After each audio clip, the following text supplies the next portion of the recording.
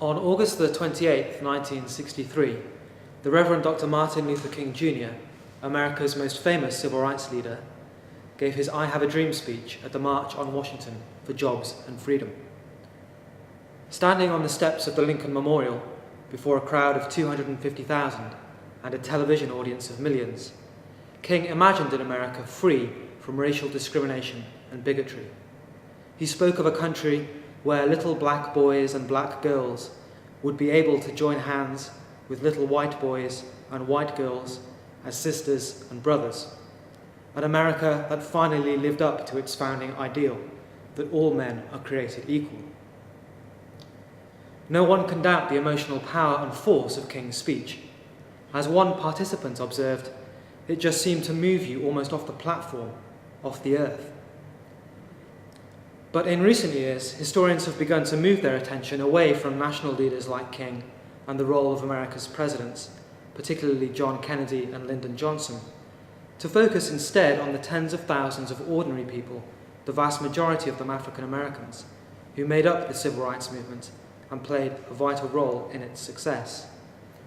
In adopting this grassroots perspective, historians have come to understand the civil rights movement as a people's movement. African Americans living in the South in the mid-20th century faced three major problems. The first of which was poverty. In 1960, about half of black families lived below the poverty line, and black unemployment was running at about twice that of whites. The second major problem was segregation, a widespread system of racial separation enforced by law that characterized almost every aspect of life: segregated schools, segregated hospitals, segregated public transportation, and segregated public accommodations, hotels, restaurants, cinemas, and theatres. Finally, black Americans also suffered from disfranchisement. They were systematically denied the right to vote. As late as 1964, for example, only 6% of eligible African Americans were registered to vote in the state of Mississippi. This whole system of white supremacy was sanctioned by law and was undergirded by the threat and the use of violence.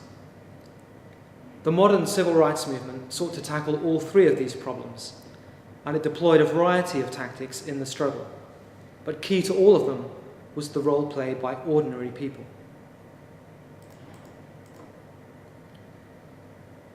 One of the tactics that the civil rights movement used and pioneered in the 1940s and 1950s was litigation, the use of the courts to challenge segregation laws. This tactic is often seen as an elite strategy, relying as it did on lawyers, on expensive legal teams, and on often intricate knowledge of the law. It can be easily forgotten that the tactic of litigation also relied heavily on individuals, and sometimes groups of individuals, to bring these legal cases in the first place.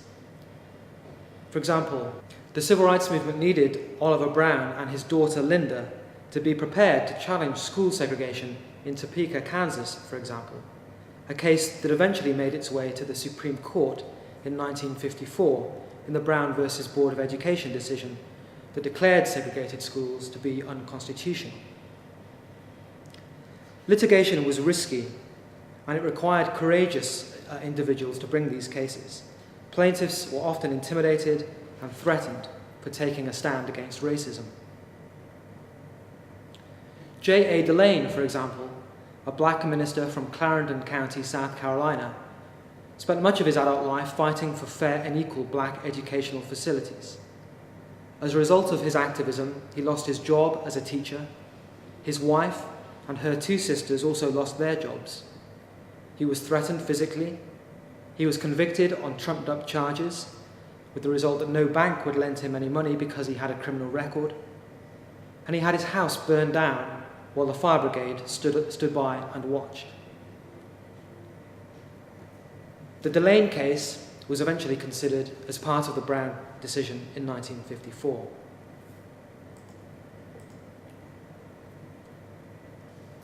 Perhaps more famously, the civil rights movement used direct action tactics and street protests to try to bring about racial equality, a tactic which relied for its success on ordinary people. On December the 1st, 1955, Rosa Parks, a black seamstress and activist with the National Association for the Advancement of Coloured People, refused to give up her seat on a bus to a white man.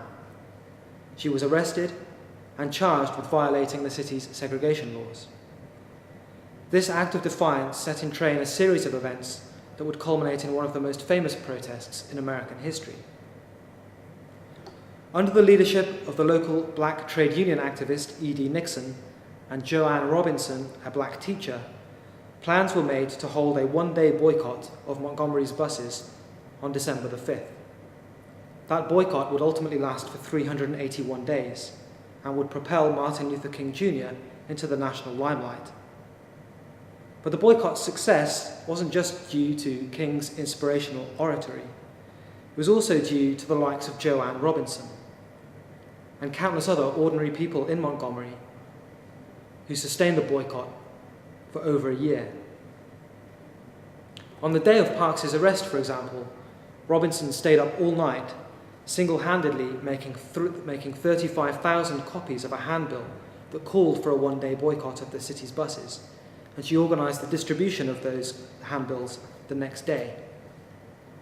In fact, in Montgomery, the building of local civil rights organisations and planning for a potential bus boycott had all been taking place for many years, and certainly long before anybody had ever heard of Martin Luther King Jr.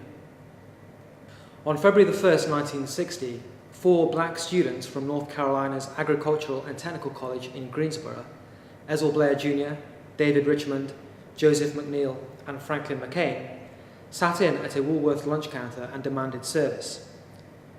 The rules in Greensboro were that blacks were able to shop in the Woolworth store, but they could not eat lunch at the lunch counter. Instead, they had to buy their lunch from a separate hot dog stand. The 4 students had talked about this action beforehand, but it was a largely spontaneous action, and they certainly did not foresee the consequences of their actions. They did, though, find the act of protesting liberating. As Franklin McCain explained, "I felt better that day than I had ever felt in my life. I felt as though I had gained my manhood." Although this was not the first sit-in to have taken place, it did generate a great deal of publicity, and soon sit-ins were being held all across the South. On February the 2nd, the 4 students in Greensboro were joined by 20 colleagues, and by the end of the week, hundreds of students were sitting in. By April, almost 80 southern towns had witnessed sit-ins, and some 20,000 activists had been arrested. It's the sit-ins that mark the beginning of the direct action phase of the movement. The actions of those 4 students in Greensboro sparked a mass movement based on direct action. It led to the formation of a new civil rights organisation, SNCC, the Student Nonviolent Coordinating Committee, and produced a new generation of young civil rights leaders. But the sit-ins relied very much for their success on pre-existing local organisations and networks of activists. One of the reasons that the sit-ins were able to spread so quickly across the South in the spring of 1960 was because there were already in place local people, local organisations, and local networks of activists that were prepared to switch into action at short notice.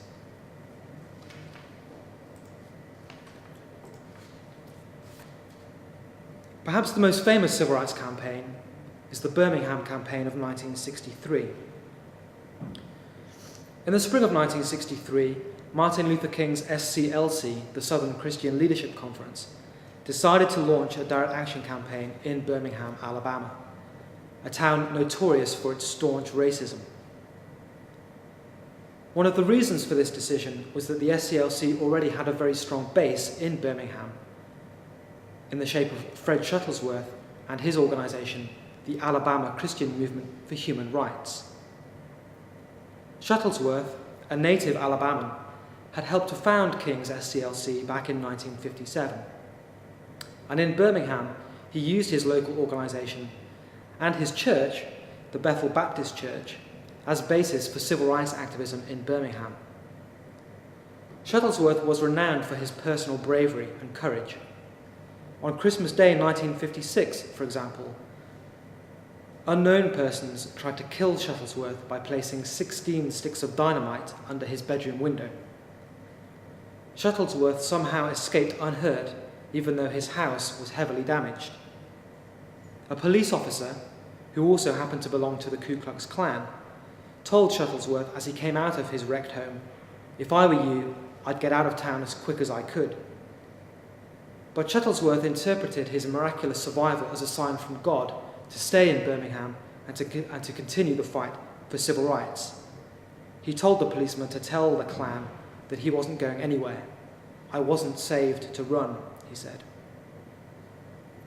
In the Birmingham campaign of 1963, the SCLC and Shuttlesworth's ACMHR targeted the downtown lunch counters.